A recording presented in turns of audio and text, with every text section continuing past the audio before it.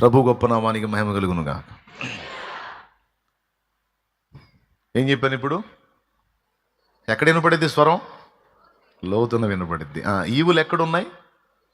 లోన ఉన్నాయి, లోతులో ఉన్నాయి ఈవులు. వాటిని అందుకోవాలంటే కొంచెం లోతుకు ప్రయాణం చేయాలి. అందుకే వేసాను, మీ ధోని నువ్వు లోతునకు నడిపించింది, కొంచెం లోతుకు నడిపించి ధర నుండి లోతుకు నడిపించి వల వేయండి అన్నాడు. వేసినప్పుడు ఫలం పొందారు. విషయం ఏంటంటే, అంటే నేను నా ధర్మంగా చెబుతా.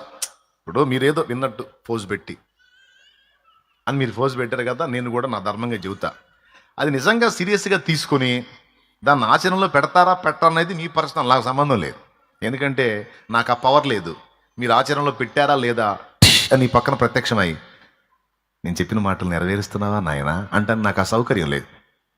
భక్తి సాధన చేస్తున్నావా నాయనా, దేవునితో గడుపుతున్నావా నాయనా, దేవునితో నడుస్తున్నావా నాయనా, ఈరోజు ఏంది నాయనా అలా చేయలేదు అని నీ పక్కన నిలబడి నీకు ప్రత్యక్షమై నేను చెప్పే ఛాన్స్ లేదు. ఈ పూట చెప్తా. ఇక ఈ 6 రోజులు నువ్వేం సాధన చేస్తావో, లేకపోతే ఇంకాసేపటి కూటమి అయిపోయింది హల్లెలూయా అనుకుంటా పోయి ఆ బండికి తుర్రమంటావో, లేకపోతే నువ్వు ఎట్లా తిప్పలు పడతావో, ఇక నాకు సంబంధం లేదు. కానీ ఒక ధర్మం, నా ధర్మం ఏంటంటే దేవునితో సరిగ్గా నడవటం అనేది నువ్వు నేర్చుకోవాలి. అది నా తపన. ఏలియాని ఆరోహణం చేయించబోతున్నాడు దేవుడు, తీసుకోబోతున్నాడు పరమునకు అనే సంగతి ప్రవక్తల శిష్యులకు ఎలాగూ తెలిసి ఉండొచ్చు. ఒకటి గురువు చెప్పుండొచ్చు, వాళ్ళ గురువు గారు, లేదా వీళ్ళు వాళ్ళ వ్యక్తిగత భక్తి సాధనలో ప్రభువా ఈరోజు నువ్వు ఏం కార్యాలు చేయబోతున్నావు నాయనా అని దేవుణ్ణి ప్రార్థించి దేవుని దగ్గర నుండి పొందుకోవచ్చు. ఇప్పుడు కొంచెం భక్తి సాధన తగ్గింది, కానీ ఇప్పటి రోజుల్లో భక్తి సాధన తగ్గింది. కానీ మనకు ముందు తరాల్లో ఉన్నటువంటి భక్తుల టైంలో భక్తులు దైవస్వరాన్ని వినడానికి, దైవస్వరం విని దాని చొప్పున నడవడానికి అదొక సాధన చేశారు. వాళ్ళు దేవుడు మాట్లాడే పద్ధతులను వాళ్ళు తెలుసుకొని ఆయా పద్ధతుల్లో దేవుని స్వరాన్ని వాళ్ళు గుర్తుపట్టి సమాజాన్ని నడిపించారు, తమను తాము నడిపించుకున్నారు. అలాంటి భక్తిపరులు మనకు ముందు తరాల్లో ఉన్నారు.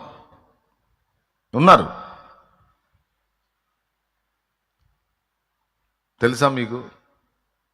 లారీలో ఎక్కి కూర్చున్నాడు ఒక దైవజనుడు. లారీలో ఎక్కి కూర్చున్నాడు. మాచెర్ల రోడ్లో వెళ్తుంది లారీ. కారంపూడి దగ్గరికి వెళ్ళేసరికి అప్పట్లో అంత అరణ్యంలాగా ఉండేది. దాదాపు ఒక 35-40 ఏళ్ల క్రితం అనుకోండి ఈ సంఘటన. దైవజనుడు లారీలో కూర్చున్నాడు. మీరు స్తోత్రం చెప్పండి. లైన్లో ఉన్నారుగా. ఎక్కడ కూర్చున్నాడు? లారీ పోతుంది, నైట్ టైం, మధ్యరాత్రి. కారంపూడి సమీపంలోకి వెళ్ళేసరికి ఈయన కళ్ళు మూసుకున్నాడు, స్తోత్రాలు చెప్పుకుంటా కూర్చున్నాడు. దేవుడు మాట్లాడుతున్నాడు. నా కుమారుడా లారీ దిగు అంటున్నాడు. లారీ దిగు నాయన, లారీ ఆపి దిగు. మళ్ళీ ఏంది ఇట్లా నాకు ఈ తలంపు కలుగుతుంది, దేవుడు నాతో ఏంటి ఈ విషయం మాట్లాడాడు. మళ్ళీ కనిపెట్టాడు. ఏంటి నాయన, దిగు నా కుమారుడా, త్వరగా దిగు అన్నాడు. 2 సార్లు దేవుడు స్పష్టంగా అతనితో మాట్లాడినట్లు అర్థమైంది. అయ్యా లారీ ఆపండి అన్నాడు. ఎందుకు అన్నాడు డ్రైవర్. దిగాలే అన్నాడు. ఫలానా దగ్గరికి వస్తానని ఎక్కావు కదా, ఇక్కడ దిగటం ఏంది? ఇదేందో తెలుసా? అడవి ఈ అద్దె మధ్యాహ్నం ఆపమంటావు ఏంటి? లేదులే, ఏసై చెప్పాడు దిగమంటున్నాడు. ఏసై చెప్పాడు. పిచ్చోడివా మంచోడివా? కన్ను పొడుచుకున్నా కనపడదు, చీకటి. ఆ ముందన్న ఆపుతాను, ఆ వచ్చే ఊర్లో ఆపుతాను, నువ్వు కూర్చోవాలి. లేదు, నువ్వు ఆపయ్యా, నేను దిగుతాను. దేవుడు చెప్పాడు దిగాల్సింది. లారీ దిగాడు. ఎవడో పిచ్చోడిలాగా ఉన్నాడు అని వాడు వెళ్ళిపోయాడు. లారీ డ్రైవర్ ముందుకు వెళ్ళిపోయాడు. కాసేపటికి ఆయన ఎడారిలో ఉన్నాడు, కానీ దేవుడు చెప్పాడు దిగాడు. ఇక చీకట ఏందా అనేది అనవసరం, దేవుడే చూసుకుంటాడు. అట్లనే నడుచుకుంటూ వెళ్తున్నాడు. చిన్నగా వేరే వెహికల్ ఏదో వచ్చింది, దాన్ని ఆపుకున్నాడు. ఆపారు వాళ్ళు. ఈ జామున ఎట్లా పోతున్నావు నువ్వు అన్నారు. ఏదో వెళ్తున్నాను లేయ్యా, ఎక్కమంటారా, ఎక్కించుకొని పోతాను. కొంచెం దూరం పోయిన తర్వాత అక్కడ సన్నివేశం చూసి ఆశ్చర్యపోయాడు. తను దిగిన లారీ ముందుకు వెళ్ళి యాక్సిడెంట్కి గురైంది.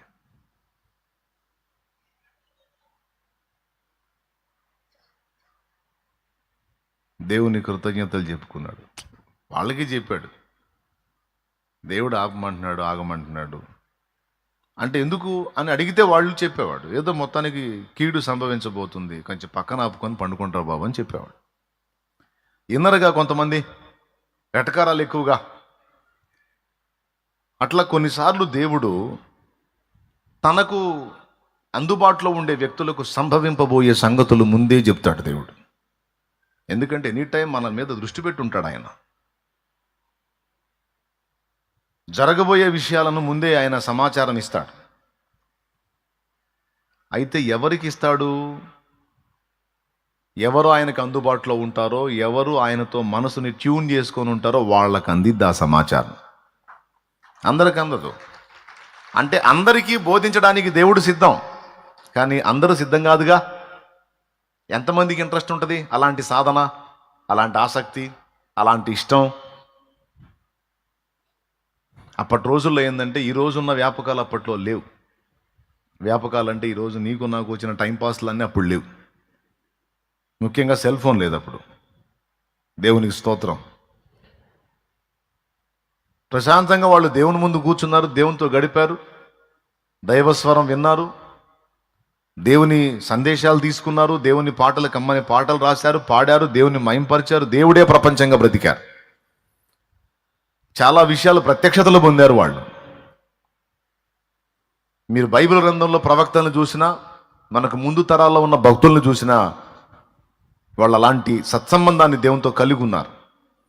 ఈరోజు పేరుకి భక్తులే కానీ దేవునితో లోతైన అనుబంధాన్ని కలిగి ఉన్నోళ్ళు చాలా తక్కువ మంది ఉన్నారు.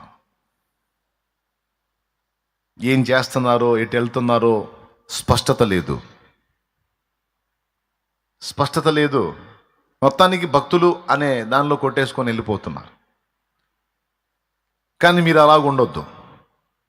ఆనాటి భక్తిని సాధన చేయటం ఎంతైనా మంచిది. ఎందుకంటే దేవుడు తనను ప్రేమించి తన సన్నిధిని వెతికే వాళ్ళకి ఎప్పుడు అందుబాటులోనే ఉంటాడు ఆయన. దేవునికి స్తోత్రం కలుగునుగాక. మోషే లైఫ్ని మీరు చూడండి.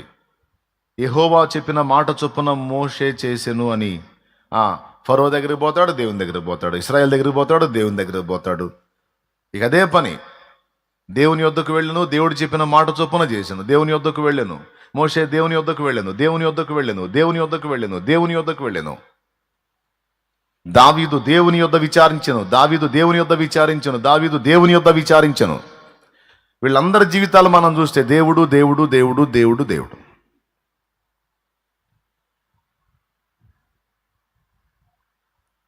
ఒక బలహీనుడు 80 సంవత్సరములు నిండిన వయస్సు కలిగిన ఇప్పటి లెక్క ప్రకారం ముసలివాడు, అప్పట్లో అగ్రరాజ్యంగా వెలుగొందుతున్న రాజ్యం యొక్క రాజుని శాసించి దాదాపు లక్షలాది మంది, కాల్బలమే 6 లక్షలంటే యుద్ధానికి సిద్ధపడిన కాల్బలమే 6 లక్షలంటే స్త్రీలు ఎంతమంది, మిగిలిన వాళ్ళు ఎంతమంది, పిల్లలు ఎంతమంది, ఎంత సంఖ్య బయటికి తెచ్చాడో చూడండి. 80 ఏళ్ళు నిండిన ఒక ముసలివాడు, వయోవృద్ధుడు, ఒక గొర్రెలు కాసే కర్ర చేత పట్టుకొని, కత్తులు లేవు, కటారులు లేవు, ఈటెలు లేవు, బరిసెలు లేవు, బల్లెలు లేవు, గొర్రెల్ని దోలికెళ్ళే కర్ర చేత పట్టుకొని పోయి వాణ్ణి గడగడలాడించి ఎవ్వరిని లెక్క చేయని, దేవునికి మనుషులకు భయపడని మూర్ఖుడైన రాజుని ముప్పు తిప్పలు పెట్టి 30 చెరువుల నీళ్లు దాగించి లక్షలాది మంది ప్రజల్ని బయటికి తీసుకొచ్చిన మోషే. వయసులో ముసలివాడు, చేతిలో గొర్రెలు కాసే కర్ర తప్ప ఏమీ కలిగిలేడు. కానీ అన్ని లక్షల మందిని నడిపించాడు దాదాపు 40 ఏళ్ల పాటు. ఇది ఎలాగూ సాధ్యం? ఆ బలహీనుడు అంతటి బలవంతుడు ఎలా అయ్యాడు? లక్షలాది మందికి సమాధానం చెప్పేవాడు ఎలా అయ్యాడు? ఒక్కటే ఆధారం, దేవుడే. ప్రతి దానికి దేవుని యొద్దకు వెళ్ళి దేవుని ద్వారా ఆయన నడిపింపును పొందాడు. అందుకే తాను ఒక్కడు ఒక ఇంటికి ఒక కుటుంబానికి కాకుండా లక్షలాది మందికి దీవెనకరమైన ఆశీర్వాదకరమైన పాత్రగా ఆయన ధన్యచరితుడయ్యాడు. మోషే దేవుని బట్టే. కాబట్టి ఇక్కడ మొదటి పాఠంగా మనం గుర్తించాల్సింది ఏంటంటే, దేవుని దగ్గరకు వచ్చే ప్రతి ఒక్కరు కూడా ఏదో ఒక ఆనవాయితీగా, ఆచారంగా, నామమాత్రంగా మాత్రమే వచ్చి అంతవరకు భక్తి చేసి మమ అనిపించుకొని వెళ్ళటం కాకుండా కొద్దిగా కొంచెం లోతుకు మీ దోణెను నడిపించడానికి ప్రయత్నం చేయండి. శ్రేష్టమైన ఈవులు మీకు దొరుకుతాయని నా మొదటి సలహా.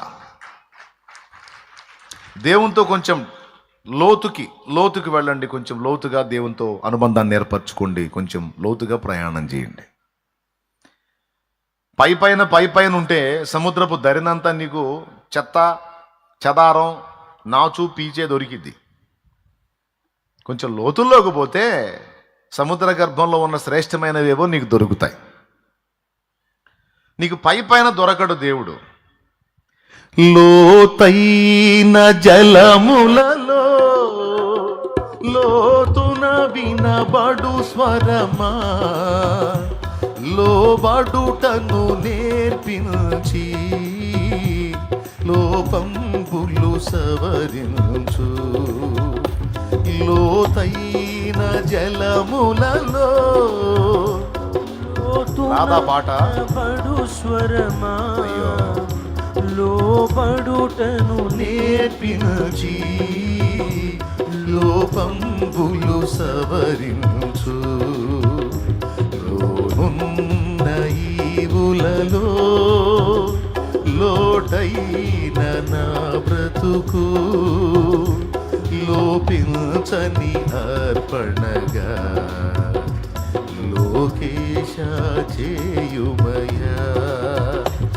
లోపించని అర్పణగా లోకేశ చేయుమయా. నడిపించు నానావా నడి సంద్రమున దేవా, నవజీవన మార్గమున నా జన్మ తరింప. నవజీవన మార్గమున నా జన్మ తరింప. నడిపించు నానావా.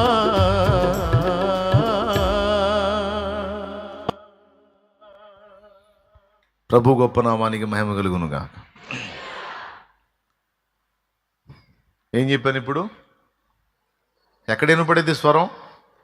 లోతున వినపడిద్ది. ఈవులు ఎక్కడున్నాయి? లోన ఉన్నాయి, లోతులో ఉన్నాయి ఈవులు. వాటిని అందుకోవాలంటే కొంచెం లోతుకు ప్రయాణం చేయాలి. అందుకే వేసాను, మీ దోణెను లోతునకు నడిపించండి, కొంచెం లోతుకు నడిపించి దరు నుండి లోతుకు నడిపించి వల వేయండి అన్నాడు.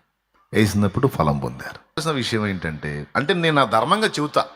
ఇప్పుడు మీరేదో విన్నట్టు ఫోజ్ పెట్టి అని మీరు ఫోజ్ పెట్టారు కదా, నేను కూడా నా ధర్మంగా చెబుతా. అది నిజంగా సీరియస్గా తీసుకొని దాన్ని ఆచరణలో పెడతారా పెట్టరనేది మీ పర్సనల్, నాకు సంబంధం లేదు. ఎందుకంటే నాకు ఆ పవర్ లేదు. మీరు ఆచరణలో పెట్టారా లేదా అని నీ పక్కన ప్రత్యక్షమై నేను చెప్పిన మాటలు నెరవేరుస్తున్నావా నాయనా అంటే నాకు ఆ సౌకర్యం లేదు. భక్తి సాధన చేస్తున్నావా నాయనా, దేవునితో గడుపుతున్నావా నాయనా, దేవునితో నడుస్తున్నావా నాయనా, ఈరోజు ఏంది నాయనా అలా చేయలేదు అని నీ పక్కన నిలబడి నీకు ప్రత్యక్షమై నేను చెప్పే ఛాన్స్ లేదు. ఈ పూట చెప్తా. ఇక ఈ 6 రోజులు నువ్వేం సాధన చేస్తావో, లేకపోతే ఇంకాసేపటి కూటమి అయిపోయింది హల్లెలూయా అనుకుంటా పోయి ఆ బండికి తుర్రమంటావో, లేకపోతే నువ్వు ఎట్లా తిప్పలు పడతావో, ఇక నాకు సంబంధం లేదు. కానీ ఒక ధర్మం, నా ధర్మం ఏంటంటే దేవునితో సరిగ్గా నడవటం అనేది నువ్వు నేర్చుకోవాలి. అది నా తపన. ఆ విధంగా నువ్వు ట్యూన్ కాగలిగితే, నా సలహా ఏంటంటే అలా నువ్వు కానీ దేవునితో నడవటం అనేది నువ్వు ట్యూన్ చేయగలిగితే, నువ్వు ఆ విధంగా నీ మనసుని సిద్ధపరచుకోగలిగితే, నేను చెప్తున్నా, నువ్వు ఒంటిగా ఉండవు, నువ్వు అనేకులకు ఆశీర్వాద కారణం అవుతావు. నువ్వు ఇతరులకు కూడా దీవెన అవుతావు. దాన్ని నువ్వు సాధన చేయకపోతే ఏదో నీవు దేవుని దగ్గర ఏదో ఫలం పొందుతావు, నీ మట్టుకు నువ్వు ఏదో నడిసిది, కానీ ఇతరులకు దీవెనకరంగా అయితే నువ్వు కావు. ఇతరులకు దీవెనకరం కావాలంటే తప్పనిసరిగా దేవునితో నడవాల్సిందే. దేవునితో కొంచెం లోతైన అనుబంధాన్ని ఏర్పరచుకోవాలి. ఎటుగుడి లోకాన్ని వదిలిపెట్టావు, దేవుడే కావాలనుకున్నావు, పాత స్నేహాలు, ఫ్రెండ్స్, వ్యవహారాలు, అలవాట్లు, వ్యసనాలు, ఈ చెత్తా చెదారం అంతా వదిలేసావు, దేవుని వైపు వచ్చావు. ఎటుగుడి ఒక అడుగు వేసావు కాబట్టి ఇంకొంచెం లోతులోకి వెళ్ళమంటున్నా. తప్ప? కరెక్టేనా అన్న? రైటే అన్న వాళ్ళు చేతులు ఎత్తండి. ఓకే, అది వద్దనుకున్నావు, దేవుడే కావాలనుకున్నావు, ఇంకొంచెం ఒక అడుగు కొంచెం లోతుకి ఏమంటున్నా వేస్తే చాలా సంగతులు ఉన్నాయి. అది నాకు దేవుడిచ్చిన కృప, నా భాగ్యం, నా ధన్యత ఏంటంటే ఆ అడుగు నేను వేయటమే కాస్తో కూస్తో. అంటే నా ఘనత కోసం చెప్పట్లా, నాకు దక్కిన భాగ్యం కోసం చెప్తున్నాను. భాగ్య విషయంలో నాకు దక్కిన భాగ్యం విషయంలో చెప్తున్నాను. నేనే కాదు, నాకు ముందున్న భక్తులు కూడా ఎగ్దం పాటలే పాడుకున్నారు, ఆహా నా ధన్యత, ఓహో నా భాగ్యం అని. దేవునికి స్తోత్రం కలుగునుగాక. హల్లెలూయా. మాధుర్యమే నా ప్రభుతో జీవితం, మహిమానందమే మహదాశ్చర్యమే, మహిమానందమే మహదాశ్చర్యమే, మాధుర్యమే నా ప్రభుతో జీవితం.